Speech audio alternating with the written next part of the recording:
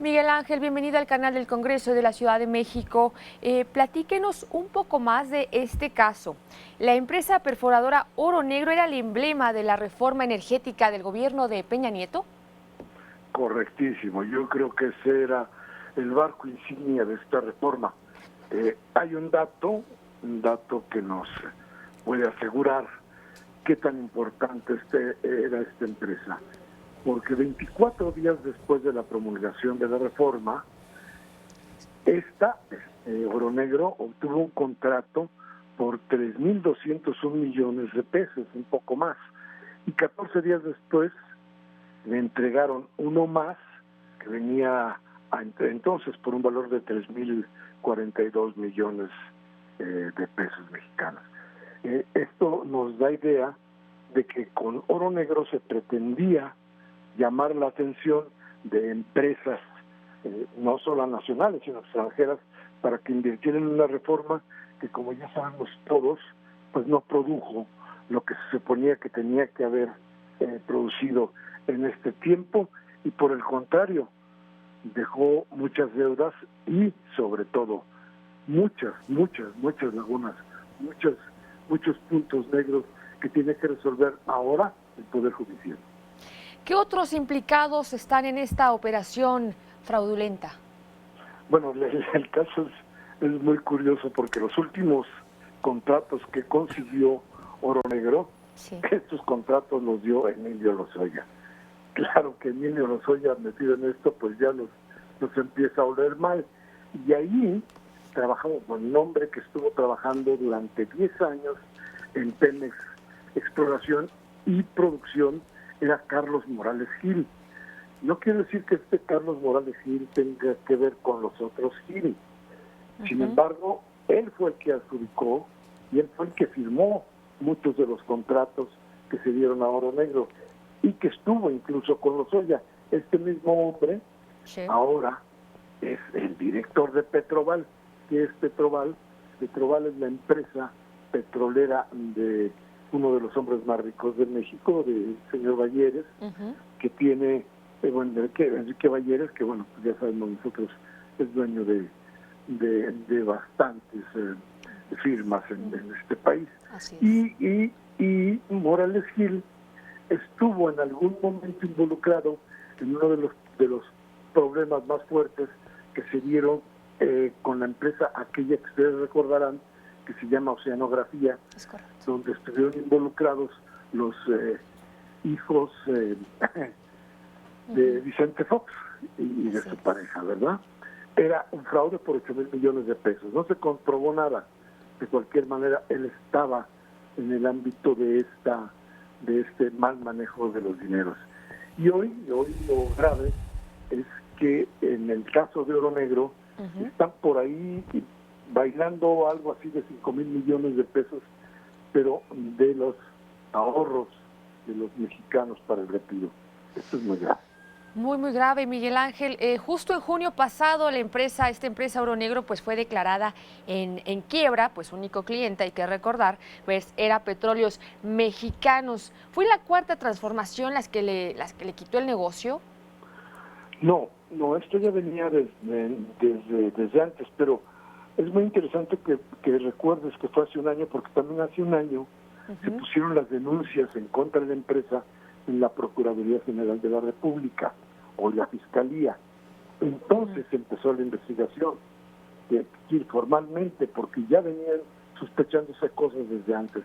El asunto aquí es que hoy, este día, yo creo que tendríamos que empezar a ver qué va a pasar, no nada más con la Procuraduría de la Ciudad de México, que ya pidió la orden de aprehensión en contra de los sujetos Gil, sino además de la Fiscalía General, y tiene las demandas que son muy grandes.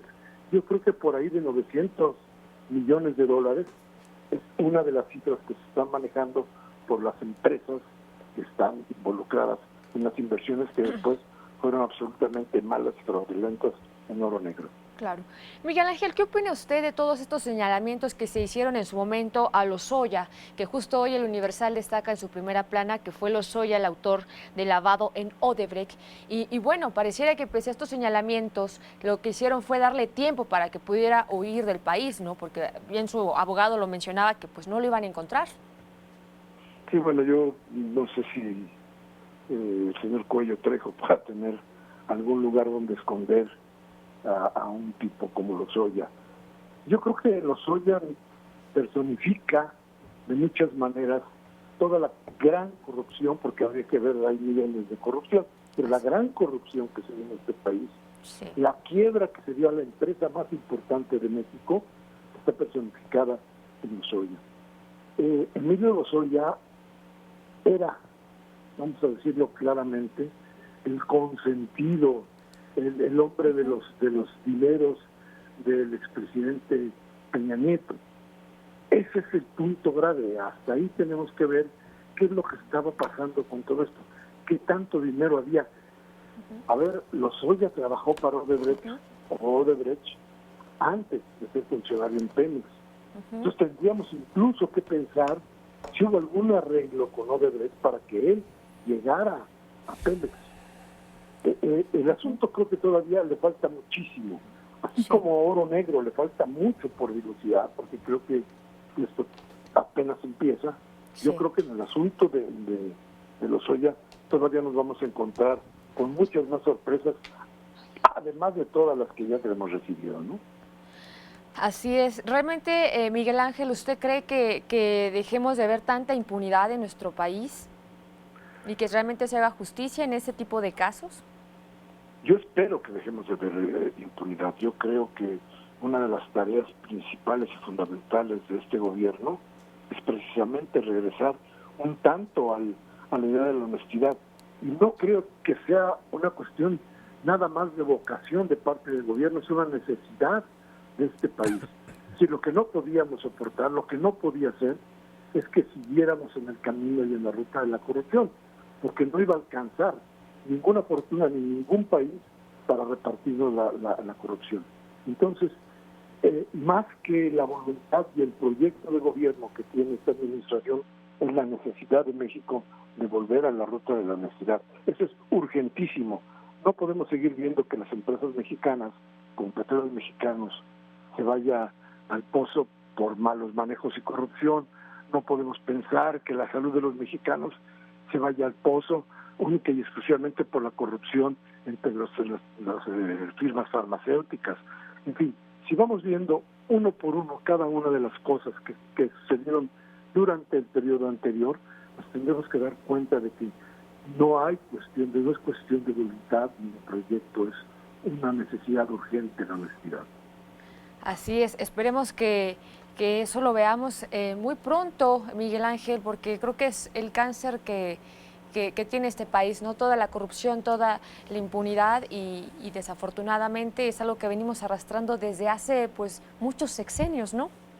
Sí, es muy difícil. Yo no creo que pueda haber varitas mágicas en esto. Hay que pensar que son capas, costras y costras que se fueron acumulando de corrupción en México. Desmontarlo no es ni fácil ni rápido. Claro. Va a costar. Yo no sé también si este gobierno tiene claro que el costo de esta operación y del regreso a la honestidad va a ser muy doloroso para muchos sectores de la población, pero también es muy necesario. Miguel Ángel, ¿y cómo ve cómo está manejando el presidente Andrés Manuel López Obrador estos casos, como el de Odebrecht, el de Lozoya, incluso los señalamientos en su momento al expresidente Enrique Peña Nieto? ¿Usted cree que está actuando de manera convincente? Bueno, yo más que pensar en si le creo o no le creo al presidente López Obrador, son los hechos los que me hablan y los que me dicen qué tan profundo y qué tan grande fue la corrupción. Pues no es el caso de qué tan te puedo creer o qué tan creíble es López Obrador en sus señalamientos, cuando estos van acompañados de datos. Eso es por un lado, y por el otro creo que él está tomando una forma de ver estas cosas que para nosotros de repente resulta novedosa y difícil de entender, porque en los regímenes presidencialistas todo lo hacía el presidente. Hoy, por más que sea presidencialista nuestro régimen, nos damos cuenta que él está diciendo constantemente, en estos casos la Fiscalía, que es independiente, ahora es independiente y es autónoma, tiene que decir la última palabra, tiene que hablar de las investigaciones y tiene que darnos la información que requerimos.